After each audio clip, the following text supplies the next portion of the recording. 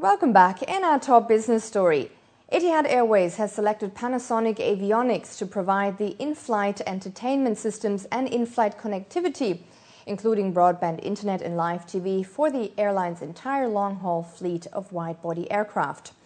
James Hogan, the CEO of Etihad Airways, and Paul Margis, Panasonic Avionics CEO, today signed a letter of intent for a 10-year exclusive agreement for in-flight broadband connectivity, mobile phone service, and live television content. The deal is valued at more than $1 billion, will include a full-service maintenance contract and run across Etihad's entire fleet of existing and to-be-delivered wide-body aircraft. The world's two largest airplane makers, Airbus and Boeing, finished the Dubai Airshow neck and neck on contracts. Boeing left Dubai with an order from Emirates for 50 of its 777 jetliners costing $18 billion at list price, and sold another two 777 freighters to Qatar Airways worth $560 million. Plus, Oman Air has become a new customer for the 787 Dreamliner after announcing an order for 6 Boeing 787s. Boeing's order summed up to nearly $20 billion. It forecasts airlines in the Middle East will need over 2,500 airplanes worth $450 billion over the next 20 years.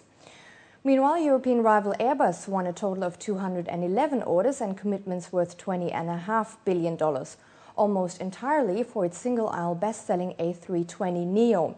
Qatar Airways made the single largest order of 50 of those planes and 5 A380s, worth $6.4 billion in total. UAE-based Quest Investment is pumping 183 million dirhams into a new helicopter venture, an official told a local publication. A new production facility will be developed in Al Quwain, according to Yusuf Al-Ansari, the CEO of the new Quest helicopters. They will cost nearly $3 million apiece and are to be sold to the region's VIPs, security companies, police surveillance units, emergency response and humanitarian teams, as well as to oil field supply firms. The helicopters will be the first civil helicopters to be manufactured in the UAE. And let's now look at the stock indices across the GCC.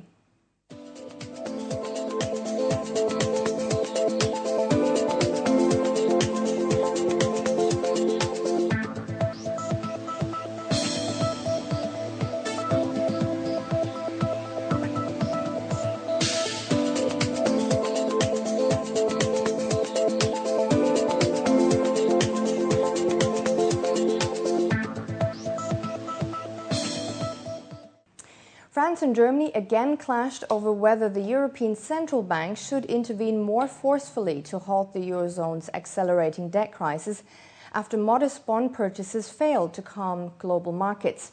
We have Bruce Powers, Head of Research at Trust Securities, here with us to talk about this issue. Welcome, Bruce. Hi, Linda. The European Central Bank bailing out European countries, is that a serious threat, offense against EU treaties, or the last option available?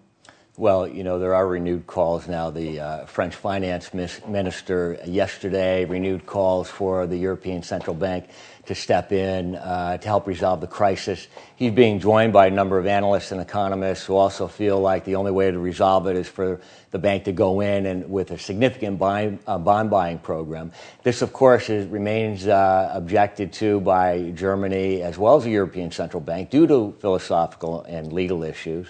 But the way things are going right now, it looks like they may not have any other option. We have yields on Italian debt now reaching unsustainable levels, and the spread between French and German debt has now reached the highest level since 1990.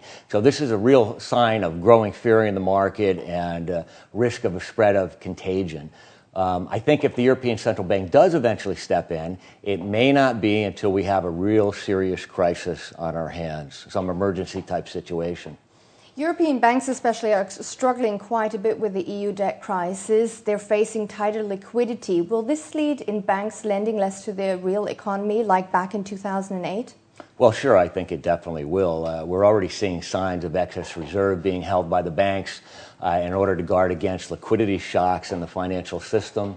If you remember in 2008, the banks stopped trusting each other and the money market started to freeze up. So certainly there's a real risk of a pullback in lending as the growth outlook slows down and the banks find it more difficult to raise funds. either today or yesterday, the Bank of England came out and said that due to the crisis and the global slowdown, that UK banks are finding it more difficult to raise funds for vital operations. So we're already seeing signs of that and confirmation by some of the officials. So I think this situation is going to get a little bit worse before it gets better.